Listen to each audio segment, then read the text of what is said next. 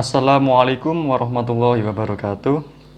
Kami dari kelompok 14. Pada kesempatan kali ini kami akan mempresentasikan materi bahasa Indonesia tentang penyusunan format karya tulis ilmiah. Anggota kelompok kami terdiri dari yang pertama Khairunisa Dwi Rahmadani, yang kedua Diki Wahyudi, dan yang ketiga saya sendiri Mustaba Alfanur. Terdapat 3 subbab pembahasan pada presentasi kali ini, yakni yang pertama, cara menyusun judul dan kerangka karya tulis ilmiah, yang kedua, cara menyusun abstrak, dan yang ketiga, cara menganalisa dan mendeskripsikan data karya tulis ilmiah. Yang pertama, cara menyusun judul dan kerangka karya tulis ilmiah. Poin A, pengertian. Karya ilmiah adalah laporan tertulis yang dilakukan oleh seseorang atau tim dengan mematuhi kaidah dan etika keilmuan. Jenis-jenis karya ilmiah adalah artikel ilmiah populer, artikel ilmiah, disertasi, tesis, skripsi, serta kertas kerja dan juga makalah. Selanjutnya poin B, kerangka karya ilmiah. Yang pertama, judul. Cara membuat judul karya ilmiah yang baik dan benar, yang pertama yakni menentukan tema judul. Misalnya, dalam bidang pendidikan, teknologi, kesehatan, pertanian, dan lain-lain. Yang kedua, menentukan objek yang akan diteliti. Misalnya, dalam tema pertanian, kita memilih kacang hijau sebagai objek. Yang ketiga, menemukan apa yang akan diteliti dari objek yang dipilih. Misalnya, pengaruhnya, kualitasnya, manfaatnya, dan lain-lain. Yang keempat, mencari bagian mana dari objek yang akan diteliti. Misalnya, daun, batang, akar, maupun semua bagian tumbuhan itu. Yang kelima, menentukan media yang dijadikan sehingga kita dapat menghubungkan apa yang diteliti dengan bagian yang diteliti, seperti cahaya matahari, air, pembangunan nasional, dan lain-lain. Yang keenam, membuat kalimat yang tepat dalam menggabungkan tema, objek, sesuatu yang diteliti, bagian yang diteliti, dan medianya. Contoh cara menggabungkannya sehingga menjadi kalimat yang bagus.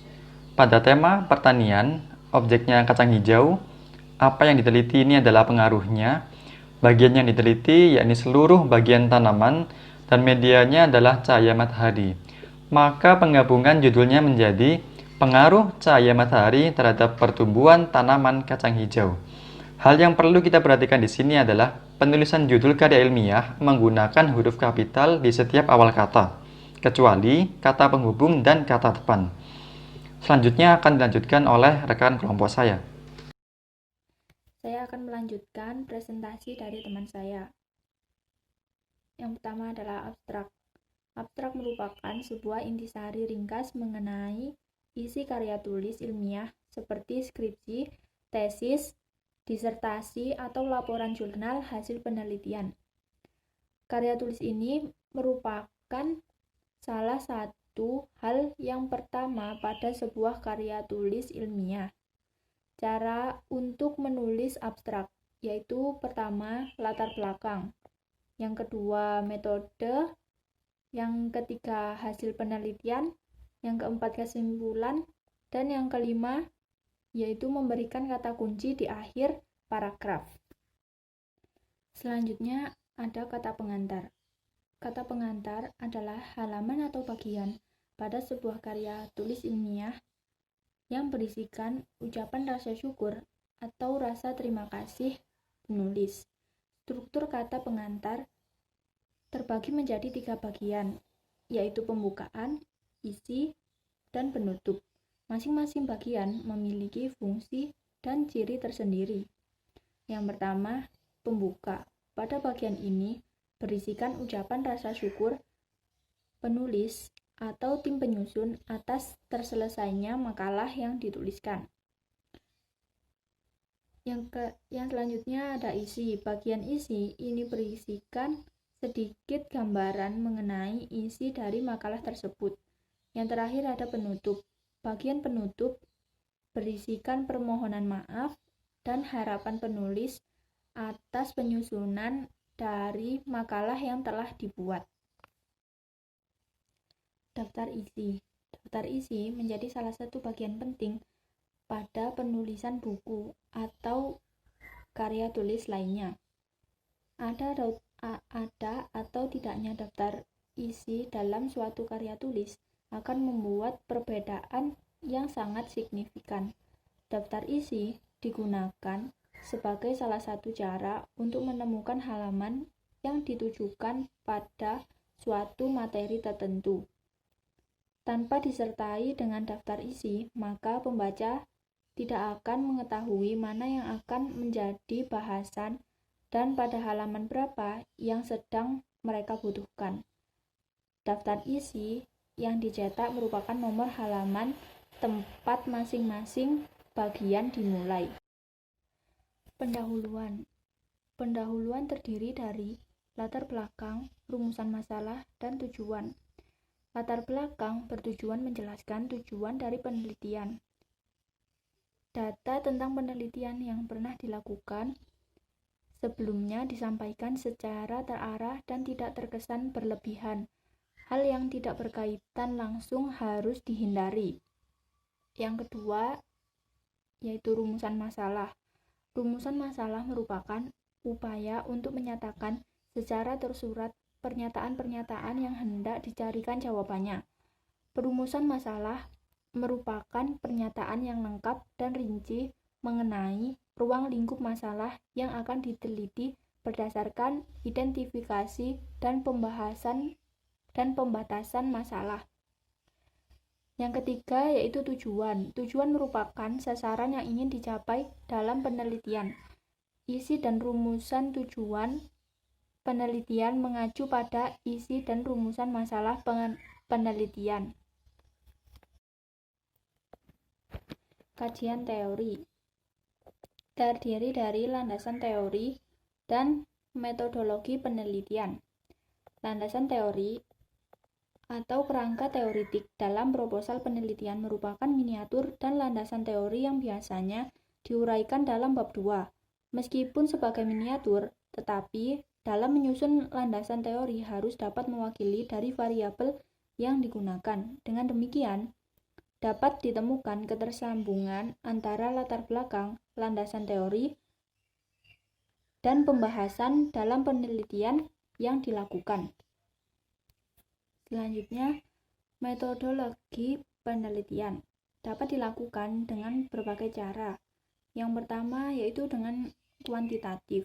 Metode kuantitatif digunakan untuk mencari data yang membutuhkan observasi. Hasil dari pengumpulan data menggunakan metode kuantitatif adalah angka. Proses analisis data menggunakan data statistik. Yang kedua, menggunakan metode kualitatif.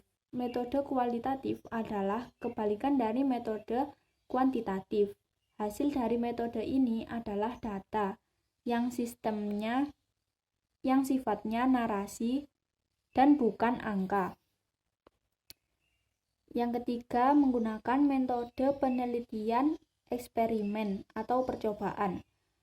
Pada metode eksperimen, peneliti akan melakukan percobaan pada suatu hal untuk mencari tahu dampak dari perlakuan yang diberikan.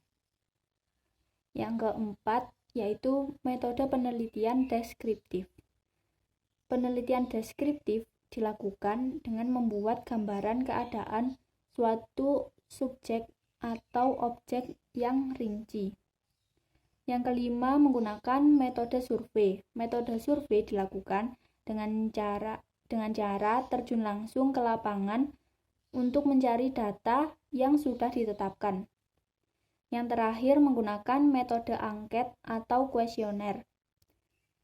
Perolehan data pada karya tulis ilmiah juga dapat dilakukan dengan metode kuesioner. Peneliti akan mengajukan pertanyaan-pertanyaan sesuai tema karya tulis ilmiah yang mereka buat. Selanjutnya, saya akan menerangkan tentang hasil penelitian dan pembahasan. Pada bagian ini, penulis memberikan analisis terkait pokok bahasan dalam karya ilmiah. Pembahasan merupakan isi pokok dari karya yang berisi pemaparan terkait rumusan masalah dan tujuan penulisan, poin-poin yang menjadi pertanyaan dalam rumusan masalah dan tujuan penelitian dipaparkan satu persatu. Pokok bahasan tersebut disandingkan dengan data yang diperoleh baik dari observasi, wawancara, teori, atau riset pustaka. Agar lebih menarik dan pembaca mudah memahaminya, data dapat disajikan dalam bentuk grafik, tabel, atau gambar. Pemecahan dari masalah atau persoalan ditentukan berdasarkan data dan analisis. Maka penulis perlu menganalisisnya data berdasarkan metode yang disebutkan dalam metodologi. Dari analisis, maka argumen penulis mulai terbangun dalam karya ilmiah. Hipotesa dan hasil penelitian dihubungkan dalam tahap ini. Hasil yang didapat kemudian dibahas berdasarkan teori-teori yang disebutkan pada kerangka teoritis. Untuk memudahkan pembaca, terkadang data ditampilkan menggunakan tabel grafik dan sejenisnya. Yang kedelapan adalah penutup. Yang pertama kesimpulan. Kesimpulan berasal dari fakta-fakta atau hubungan yang logis. Pada umumnya kesimpulan terdiri atas kesimpulan utama dan kesimpulan tambahan. Kesimpulan utama adalah yang berhubungan langsung dengan permasalahan. Dengan demikian, kesimpulan utama harus bertalian dengan pokok permasalahan dan dilengkapi oleh bukti-bukti. Pada kesimpulan tambahan, penulis tidak mengaitkan pada kesimpulan utama, tetapi tetap menunjukkan fakta-fakta yang mendasarinya. Dengan sendirinya, penulis tidak dibenarkan menarik kesimpulan yang merupakan hal-hal baru, lebih-lebih jika dilakukan pada kesimpulan utama. Yang kedua adalah saran.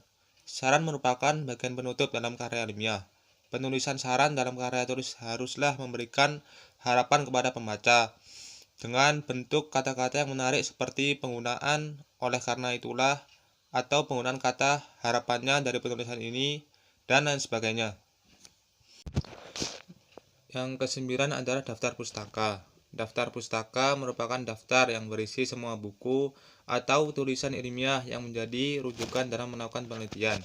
Petunjuk penulisan untuk masing-masing sumber adalah sebagai berikut. Yang pertama, terbitan majalah ilmiah dengan volume dan nomor. Formatnya adalah nama penulis, titik, tahun terbit, titik, judul tulisan, titik, nama terbitan, koma, volume, nomor, titik 2 halaman. Yang kedua, dari buku.